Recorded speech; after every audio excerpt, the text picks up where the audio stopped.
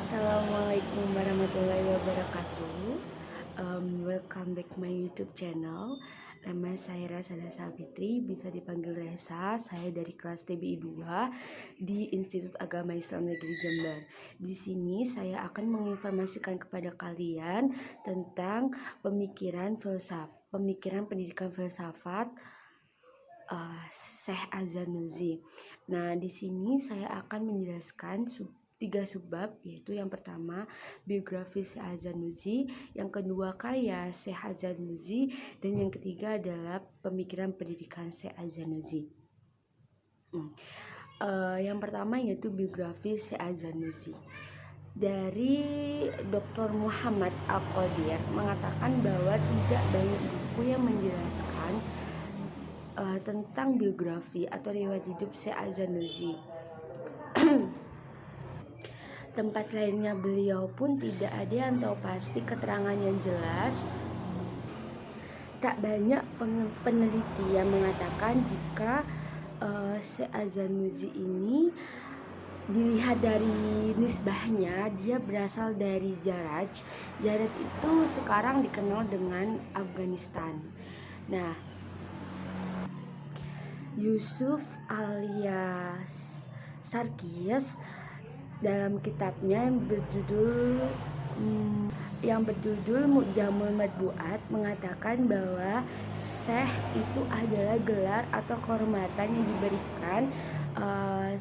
diberikan Syekh Az-Zarnuji melalui kitabnya berjudul Ta'limu Ta'alim, dan sedangkan Az-Zarnuji sendiri itu adalah nama marga Afghanistan. Jadi orang-orang itu lebih singkatnya memanggil Syekh Az-Zarnuji, yaitu dilihat dari gelarnya, gelar dari kitabnya dan nama marganya. Jadi lantas siapa sih Az-Zarnuji itu? Az-Zarnuji, nama lengkap Az-Zarnuji sendiri itu adalah Al-Nu'man bin Ibrahim bin Khalil Al-Zarnuji Tajuddin. Masih tidak banyak yang menjelaskan tentang biografi beliau, apalagi tanggal lahirnya.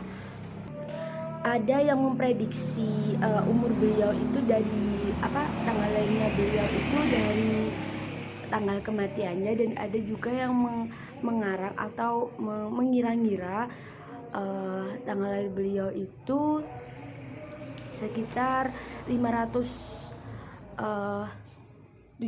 Hijriah. Nah, mengenai tahunnya itu ada 3 pendapat, bahwa yang pertama itu dia itu lahir pada tahun 591 Hijriah dan meninggal pada tahun 1195 Masehi, dan yang kedua yaitu dia lahir pada tahun 580 Hijriah dan meninggal pada tahun 1243 Masehi. Dan yang ketiga itu pendapat yang ketiga itu bahwa di masa hidup beliau itu sekitar 500 sampai 600 Masehi. Dari 3 pendapat tadi yang saya sebutkan itu, kira-kira meninggalnya Az-Zarnuji itu dilihat dari fakta yang menyatakan bahwa Az-Zarnuji itu menyantumkan pendapat dari gurunya di dalam kitabnya, yaitu Ta'limu Ta'alim. Az-Zarnuji ini berpegang teguh pada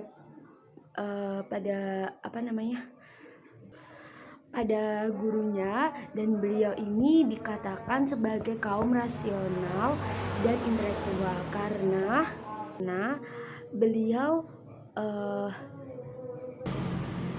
telah dipengaruhi oleh fikih, karena beliau telah mencantumkan fikih di dalam kitabnya, yaitu Ta'limu Ta'alim.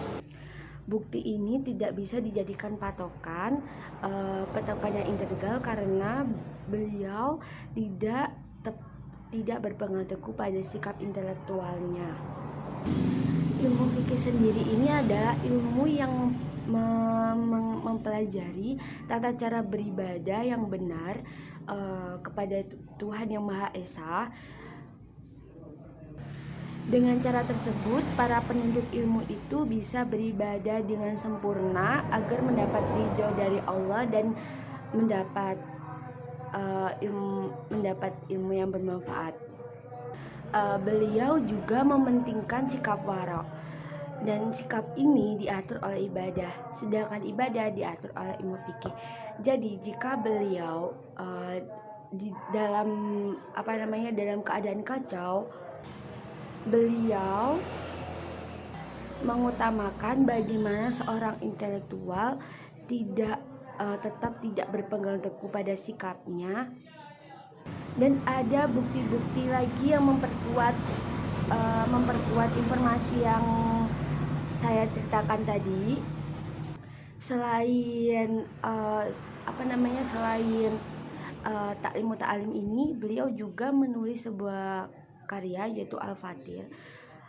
Al-Fathir ini adalah karya beliau, dan di dalam Al-Fathir ini beliau menyantumkan bahwa beliau hidup bersamaan dengan Al-Nu'man bin Ibrahim, satu masa dengan Al-Nu'man bin Ibrahim, dan meninggal pada tahun yang sama.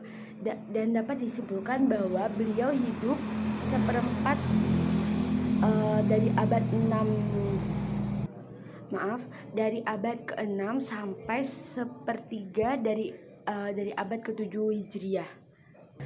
Az-Zarnuji ini menuntut ilmu di kota Bukhara dan Sarkan. Kota ini adalah tempat pengajaran ilmu pengetahuan dan sebagainya. Selain ilmu fikih yang beliau tekuni, beliau juga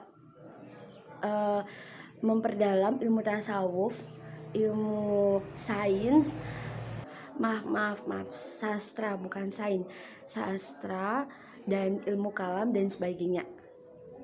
Dan juga beliau dipengaruhi oleh faham fikih yang pada saat itu paham fikih yang dianut oleh beliau itu adalah paham fikih harfiah yang dikembangkan gurunya kepada Az-Zarnuji.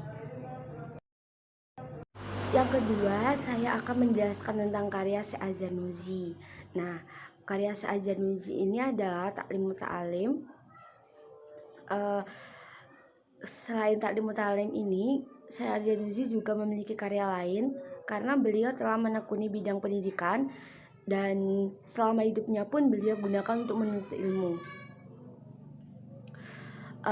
Banyak sekali karya Syekh Az-Zarnuji ini tetapi tidak diterbitkan, dan ada yang mengatakan bahwa karya lain Syekh Az-Zarnuji selain Ta'lim Muta'alim ini musnah akibat adanya tragedi yang bertujuan untuk menaklukkan Persia Timur, dan kemungkinan karya lain Syekh Az-Zarnuji ini ikut musnah dan hangus, dan kecuali Ta'lim Muta'alim ini yang masih utuh dan masih bisa dipelajari.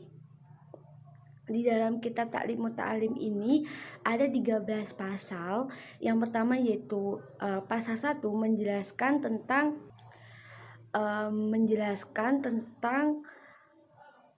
pengertian dan keutamaan ilmu.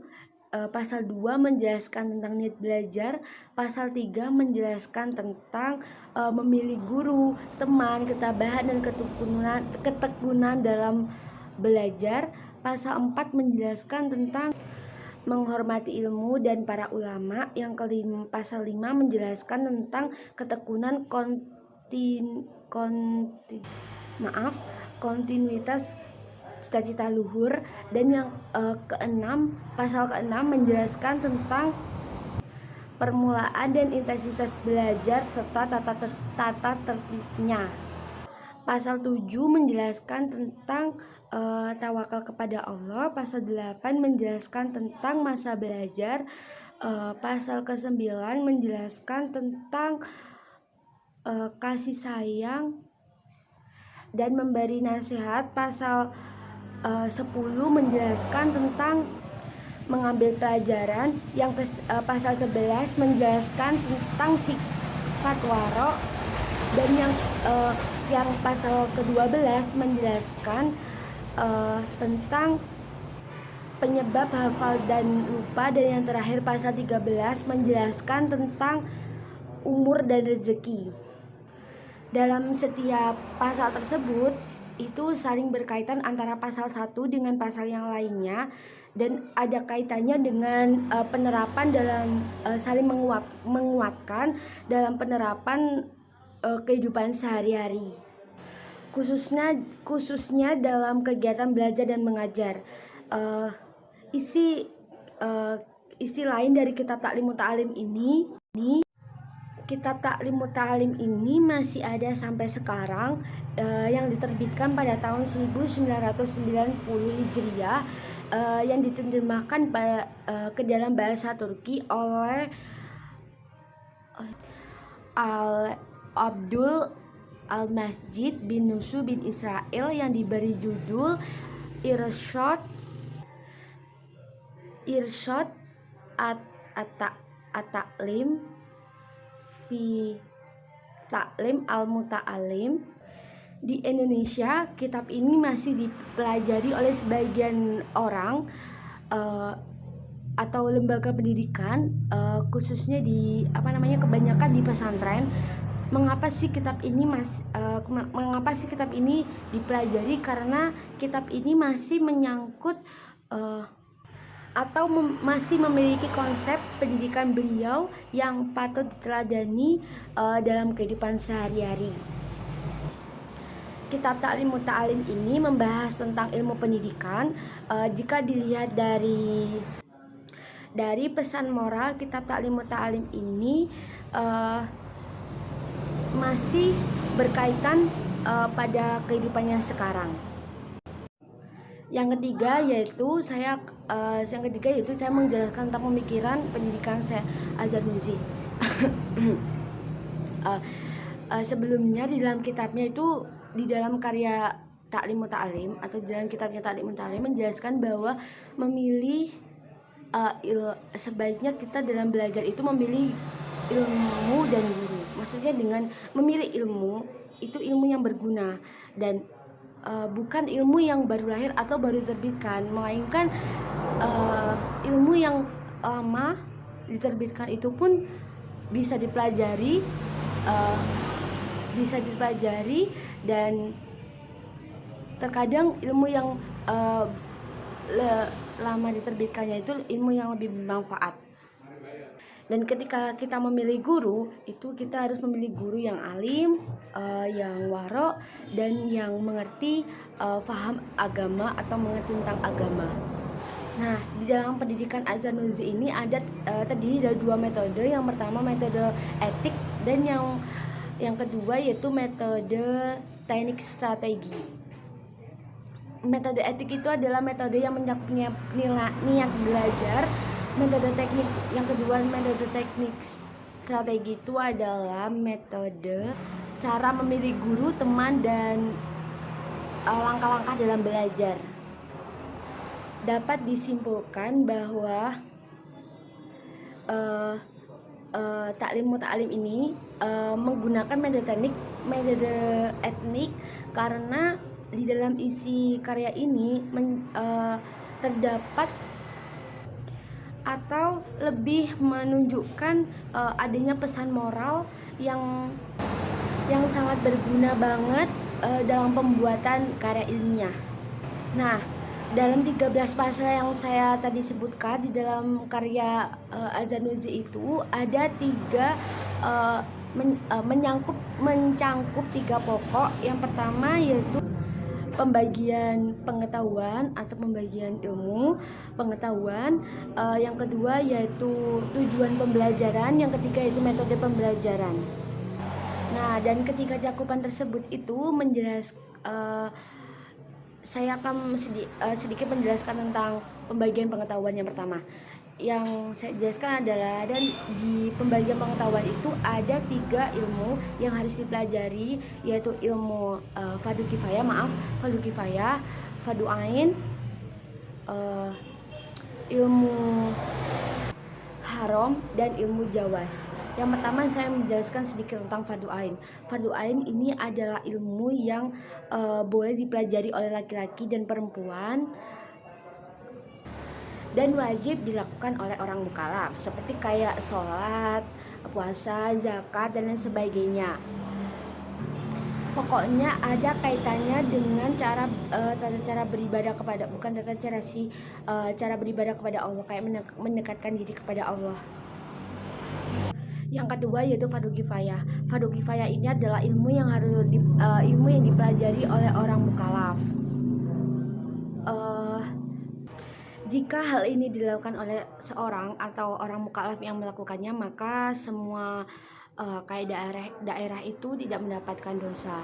Contohnya kayak sholat jenazah. Jika di dalam suatu penduduk itu ada orang yang mempelajari tata cara sholat jenazah ini, maka semua penduduk itu tidak akan mendapatkan dosa. Tetapi bila suatu penduduk tersebut tidak mempelajari tata cara sholat tersebut, maka seluruh penduduk akan mendapatkan dosa.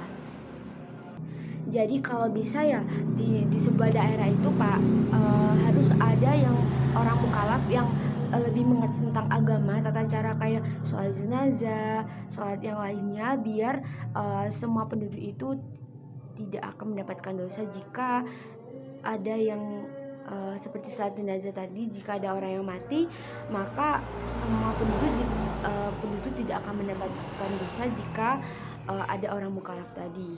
Nah, dapat disimpulkan pula fardu kifayah ini adalah ilmu yang dipelajari oleh, jika seorang muslim tersebut membentuk komunitas, maka komunitas tersebut harus mempelajari ilmu fardu kifayah tersebut, seperti kayak ilmu pengobatan. Ilmu haram. Yang ketiga yaitu ilmu haram. Tahu kan kalian, ilmu haram itu adalah ilmu yang dilarang oleh agama Islam. Contohnya nih, kalau ilmu nujum itu adalah ilmu yang ilmu perbintangan yang sekarang kayak ilmu nujum itu ilmu perbintangan yang digunakan untuk meramal. Biasanya digunakan untuk meramal. Nah, ini hukumnya haram mempelajari karena di dalam kitab Ta'lim Ta'alim Az-Zarnuji ini menjelaskan bahwa tidak ada gunanya mempelajari ilmu ini, dan tidak ada gunanya mempelajari ilmu ini dan tidak akan merubah takdir Allah. Tetapi boleh mempelajari ilmu nujum, tapi digunakan untuk mencari kiblat, kayak seperti mencari kiblat gitu untuk sholat. Nah, yang terakhir yaitu ilmu jawaz. Ilmu jawaz ini ilmu yang boleh dipelajari oleh semua orang, seperti kayak ilmu kedokteran, kan berguna bagi semuanya. Karena mengapa sih harus dipelajari? Karena dengan mempelajari ilmu ini kita tahu sebab sumber penyakit tersebut datang, ya kan? Kita tahu jenis-jenis penyakit itu apa, gejala-gejalanya itu apa, dan pengobatannya itu kayak gimana. Jadi nggak rugi untuk mempelajari ilmu ini. Saya akan sedikit menjelaskan tentang tujuan belajaran menurut Syekh Az-Zarnuji ini, yaitu untuk mendapatkan ridho dari Allah, terus mendapat kebahagiaan dunia dan akhirat, dan melawan kebodohan pada diri sendiri dan orang lain. Dan itu, sedangkan metode pembelajaran itu ada menurut Syekh Az-Zarnuji ini ada metode menghafal, metode diskusi, metode eksplorasi, metode pemahaman gitu. Sekian dari saya, semoga bermanfaat dan terima kasih atas perhatiannya. Jangan lupa like, comment, subscribe di YouTube aku. Wassalamualaikum warahmatullahi wabarakatuh. Dadah.